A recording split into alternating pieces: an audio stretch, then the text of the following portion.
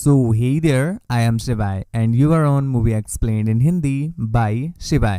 दोस्तों मूवी को स्टार्ट करने से पहले बता दें कि आपकी हैवी डिमांड को देखते हुए हमने मूवीज के लिंक के लिए एक टेलीग्राम चैनल बना लिया है, जिसका लिंक आपको नीचे डिस्क्रिप्शन में मिल जाएगा और सामने आप स्क्रीन पर देख ही पा रहे हो। और इसमें आपको मेरे सभी चैनल्स की मूवीज के लिंक्स मिल जाएंगे, तो इसलिए जल्दी से जल्दी ज्वाइन कर लीजिए। खैर आज जिस मूवी को हम एक्सप्लेन करने जा रहे हैं उसका नाम है डेविल्स एजुकेशन, जो कि रिलीज हुई थी ईयर 1995 में। तो आज के इस मूवी में देखोगे आप एक ऐसी भोली और खूबसूरत लड़की को जिसकी हालांकि एज तो बहुत ज्यादा हो चुकी है, परंतु अभी भी उसे इस पेलम के गुप्त ज्ञान का घंटा एक्सपीरियंस नहीं है और ना ही उसकी एप्टीट्यूड है, यहाँ तक तो उसे उंगल प्रक्रिया तक का ज्ञान नहीं है। अब भाई साहब हार्मोनल चेंजेस तो उछाल मारेंगे ही मारेंगे, तो इन हार्मोन्स को शांत करने में हेल्प करता है एक बंदा, जिसके बाद वो ना सिर्फ इस पेलन ज्ञान की थ्योरी पढ़ाता है, इसके साथ साथ बहुत ही तगड़ा वाला प्रैक्टिकल भी कराता है। अब ये सब कुछ कैसे कब कहाँ और किस किस पोजीशन में होता है ये सब आप आज की इस मूवी में देखने वाले हो। तो चलिए ज्यादा देर ना करते हुए मूवी का एक्सप्लेनेशन स्टार्ट करते हैं, परंतु उससे पहले गुरु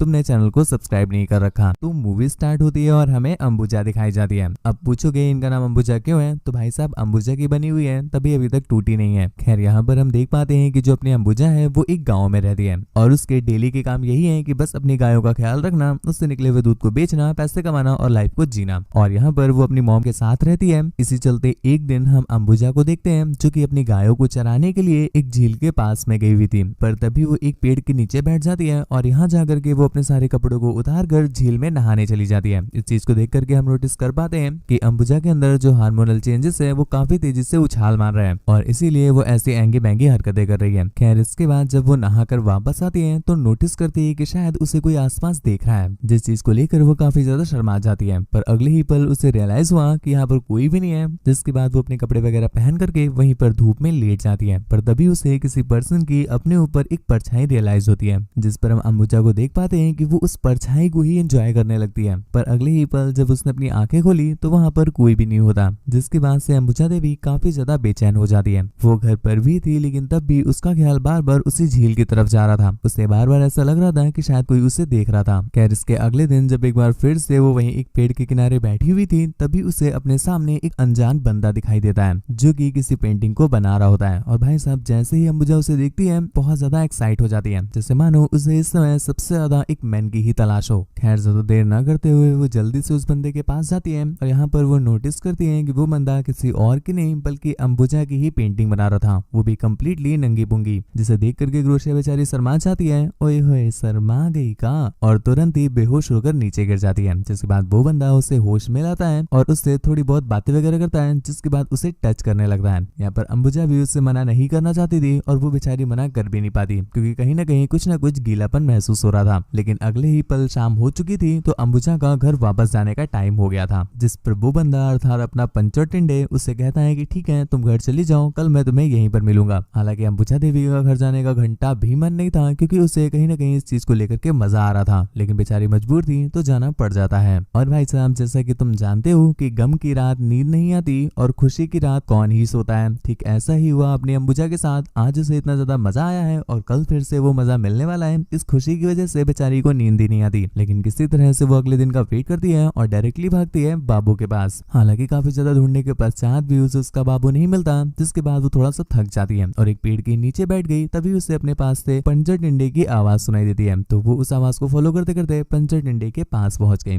और यहाँ पर अपना हवसी पंचर टिंडे एक बार फिर से उसी की पेंटिंग बना रहा था। जिसके बाद वो अंबुजा से थोड़ी बहुत बात वगैरह करता है और उसकी आज तक बनाई हुई सारी पेंटिंग्स दिखाता है, जो कि सिर्फ अंबुजा की ही थी। और घंटा किसी में भी अंबुजा ने कपड़े नहीं पहन रखे। मतलब तुम हवस देख रहे हो पंचर भैया की, लोग अपनी हवस अपने हाथों से मिटाते हैं और यहाँ भैया जी अपनी हवस अपने हाथों से बना रहे हैं, मतलब ब्रश लेके बना रहे हैं। खैर जब अंबुजा अपनी नंगी पुंगी फोटोज देखती है तो वो उनसे पूछती है कि भाई साहब तो नहीं बोलेगी ना, तो कहती है बाबू तुम मेरी इतनी ज्यादा नंगी पुंगी फोटोज क्यों बनाते हो। जिस पर वो उसे कुछ यूं समझाता है, बस बनाकर ही हिला लेता हूँ, आशिक हूँ गहरी खदानों का, नहीं चाहिए सोना पीतल, मुसाफिर हूँ हवस का, दे दो मुझे अपनी गहराइयों में आंचल, क्योंकि छा चुके हैं अब तुम्हारे अंदर भी पिलाइयों के बादल, मौका दो सेवा का, सर्विस से हो जाओगी पागल, इतनी मेहनत करूंगा कि चल नहीं पाओगी पैदल, हाथों का कारीगर हूँ इस काम में हूँ तगड़ा कुशल, यही रगड़ के पेल दूंगा, नहीं चाहिए गद्दा कंबल, सुनसान पड़ा है मेरा पूरा जंगल, एक बार खोल दो लगा दूंगा लंगर, मेरा मुन्ना करेगा तुम्हारी मुन्नी से दंगल, अब बातें कितनी पेल होगी, चलो करें जंगल में मंगल। खैर दिमाग की पैदल अपनी अंबुजा अब भी नहीं समझ पाती कि बंदा कहना क्या चाहता है, जिसके बाद अपना पंचर टिंडे उसे ज्ञान की बातें पेलता है कि हमारी बॉडी की एक रिक्वायरमेंट होती है और उसे समय समय पर वो चीजें देनी पड़ती हैं जिसकी एक्चुअल में उसे जरूरत है, जैसे कि भूख लगने पर खाना और प्यास लगने पर पानी। इन सभी चीजों की इंसान को जरूरत होती है। जिसके बाद वो अंबुजा को कपड़े उतारने बोलता है तो अंबुजा अपने कपड़े उतार भी देती है। और भाई साहब यहाँ पर पहली बार उसकी डेरियों को किसी बंदे ने टच किया था, जिस वजह से अंबुजा की कंडीशन तो तुम समझ ही सकते हो, जिस वजह से वो हो जाती है हाई और यहाँ पर होती है चाटम खुदाई। पर जैसे ही अंबुजा देवी को ये चरम सुख प्राप्त होता है वो अचानक से ही खुश रहने लगती है, उसका माइंड स्टेबल रहने लगता है। इवन सबसे बड़ी बात तो अब उसे रातों में नींद भी आने लगी, वरना बेचैनी की वजह से वो अक्सर रातों में सो ही नहीं पाती थी। और ये बात कोई और नहीं, सबसे पहले उसकी मॉम नोटिस कर लेती है और यहीं पर उन्हें शक होने लगता है कि हो ना हो अंबुजा देवी को ये सुख किसी इंजेक्शन से ही मिला है, लेकिन उन्हें कंफर्म नहीं होता है, जिस वजह से वो अंबुजा से कुछ कह नहीं पाती। जिसके बाद हम देखते हैं अंबुजा का पंचर टिंडे के साथ ये पेलन कार्यक्रम वाला सफर अब स्टार्ट हो चुका है, जो कि हर रोज हर समय घर से बाहर होने पर चलता ही रहता है। और भाई साहब यहाँ तो गजब ही कांड हो गया। हमें अभी तक लगता था कि वो लौंडा महाहवसी है, परंतु ना ना ना ना ना, यहाँ दीदी ने तो अलग ही गदर काट रखी है। भाई साहब अंबुजा ने उस लौंडे को थका दिया, वो भी लास्ट में कहने लगा कि दीदी बस करो, अब थक गया हूँ, थोड़ा सा रेस्ट कर लेते हैं। लेकिन अंबुजा से तो कतई रहा ही नहीं जाता, जिसके बाद वो थोड़ी देर का रेस्ट करती हैं और फिर से लग जाती हैं अपना इसी चाटू पूछू पेलन कार्यक्रम में। खैर इसी बीच हम नोटिस कर पाते हैं कि अपने पंचर टिंडे का ये जो हवस से कार्यक्रम स्टार्ट हुआ था ये अब प्रेम में तब्दील होने लगा है, क्योंकि भैया जी अब उसकी अत्यधिक केयर करने लगे हैं, उसे तरह तरह की चीजें सिखाते हैं जो कि अभी तक नहीं पता थी उसे। लाइक खाना खाने का एक प्रॉपर तरीका क्या है, लोगों के बीच बैठने का एक प्रॉपर तरीका क्या है, बातें किस तरह की जाती हैं, वगैरह वगैरह चीजें वो सिखाना स्टार्ट कर देता है। और एक दिन वो अंबुजा से बोलता भी है कि आज से मैं तुम्हें पढ़ाऊंगा भी। अंबुजा इस बात के लिए मना कर रही थी, परंतु बाबू के बार बार इंसिस्ट करने पर उसे मानना ही पड़ जाता है और इस चीज के लिए उसका बाबू उसे एक बुक भी देता है जो कि अंबुजा देवी अपने घर पर पढ़ रही थी। पर तभी उसकी मॉम वहां पर आ जाती है। वो अपनी मॉम से उस बुक को छुपाने की काफी कोशिश करती है, परंतु वो छुपा नहीं पाती और उसकी मॉम उस बुक को देख लेती है, परंतु घंटा उन्हें भी पढ़ना नहीं आता था।